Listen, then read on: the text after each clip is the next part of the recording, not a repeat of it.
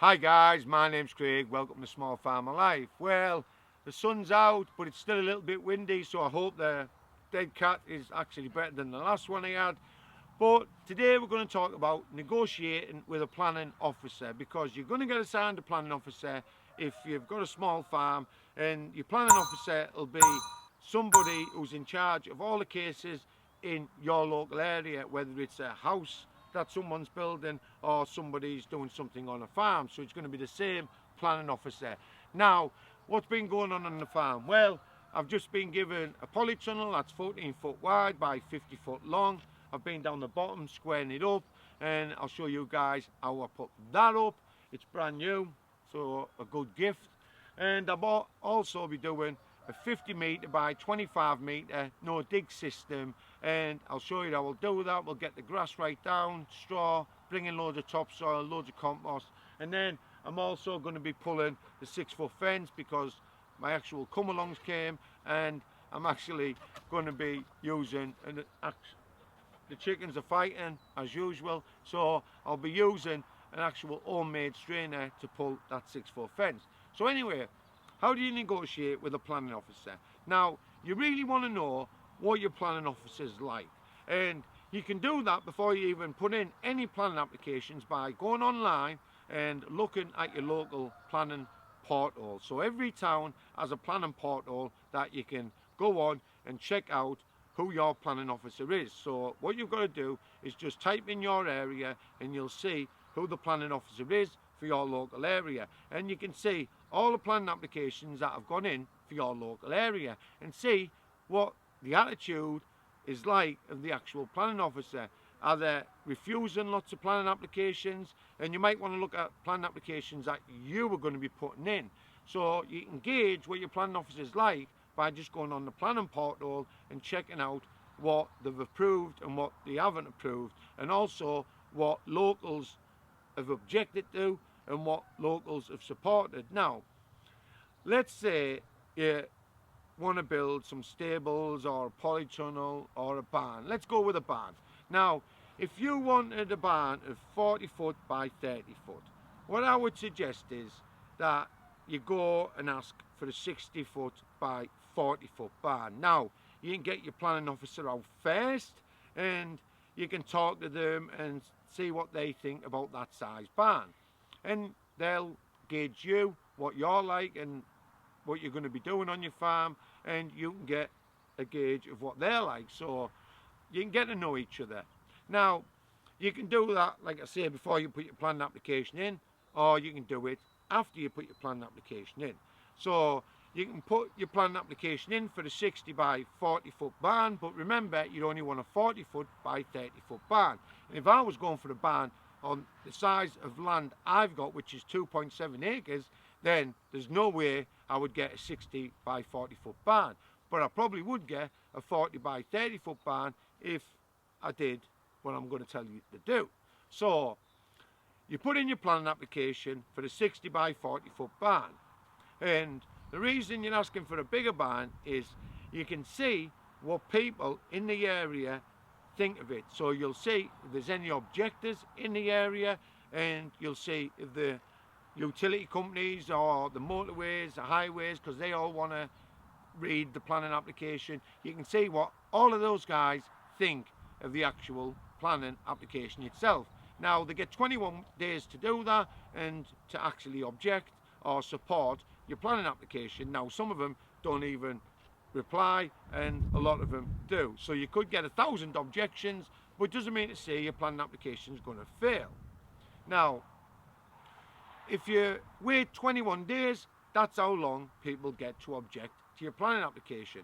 So what you can do then is you can get your planning officer out, because you need to keep in touch with your planning officer. So either by phone or get them out of site. That's what I would always say. Get your planning officer out of site and just ask them what the objections are and how can you sort of make those objections go away, type of thing. So how can you satisfy the locals and also your planning officer? So if you say to your planning officer, well, what about if I don't build the barn 60 by 40 and I come down to 40 by 30 because that's the size I really need. Now I know 60 by 40 was a bit big, but I was just thinking about the future and what I was going to be needing for the farm.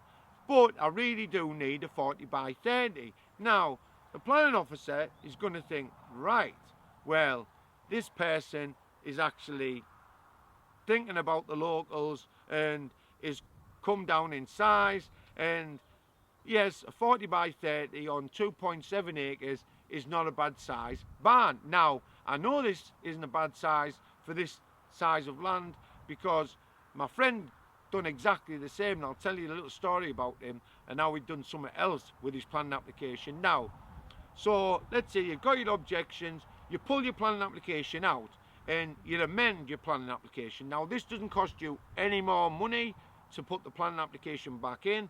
So you've pulled it out, you've amended it, and you've put in exactly what you wanted.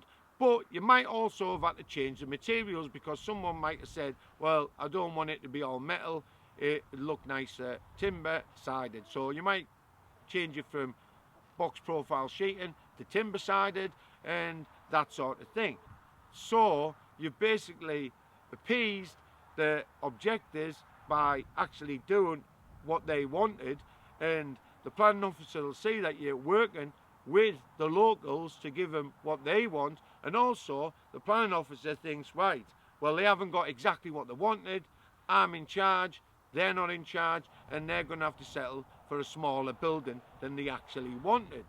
Now, this is what you need to do. This is definitely what you need to do. When you put that planning application in, you need to put in an actual planning statement with the actual planning application, so it makes it look professional. Now, when you put in a planning application, all you do is tick boxes, and it has little square boxes where you can write the materials, but it's never enough. But if you put a planning statement in, like a 4-page planning statement, and you read the National Planning Policy Framework, then in that framework it'll tell you what the local councils and that sort of thing are supposed to let happen in the countryside. So it'll state that the local councils should allow small businesses to prosper in the countryside, or tourism should be supported in the countryside, like people keeping horses should be supported in the countryside. So they know that you've put some thought into your actual planning application. You haven't just ticked all the boxes, written a little bit of materials, because that's what they're going to ask for, what materials you're using. They're going to want to know a little bit more, and in a planning statement you can write literally everything you're thinking about doing on the farm and how it's going to help the local community and how you're going to provide maybe some work to the local community and maybe employ a couple of people on your small farm. But my friend, he went for a bigger barn and he did it all in one go. So this is like a little cheeky move that he did. He actually put in for a barn, 60 by 40. He knew he wasn't going to get it. He put in for big stables, which he got, and he also put in for a polytunnel. Now, they didn't want him to have the size barn that he actually put in for. So he pulled the planning statement out, he changed the size of the barn, but he also changed the actual materials that he was going to build the stables out of, because where we live, we have to build stables out of timber. We can't build them out of like blocks and render them or anything like that. It has to be timber built. So he changed the materials to Yorkshire stone and his stables look amazing. But the planning officers weren't looking at that. They were looking at the size of the barn, because planning officers don't even hardly read all the planning application or the planning statement.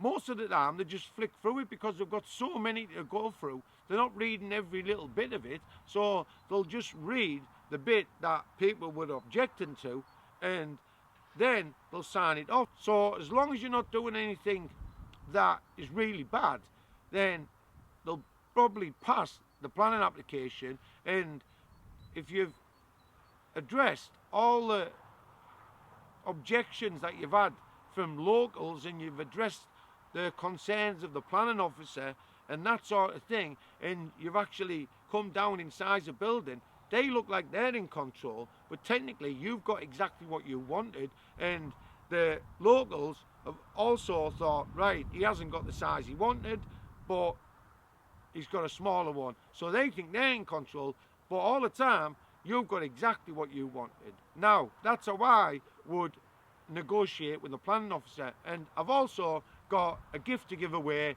It's a phone gimbal. I'll leave a link in the description so you can go and check it out and what it is and what people think of it on Amazon. It's not affiliate, so I'm not going to make now. I don't want to sell them. I'm giving one away, and it's in the community section of the actual YouTube channel, so nip over to there. And if you want a chance to win it, subscribe to the channel and just leave a comment on how you think I should give it away, competition type, or a comment, or what someone's built, or something like that. And till next time, guys, my name's Craig. You've been watching The Small Farmer Life.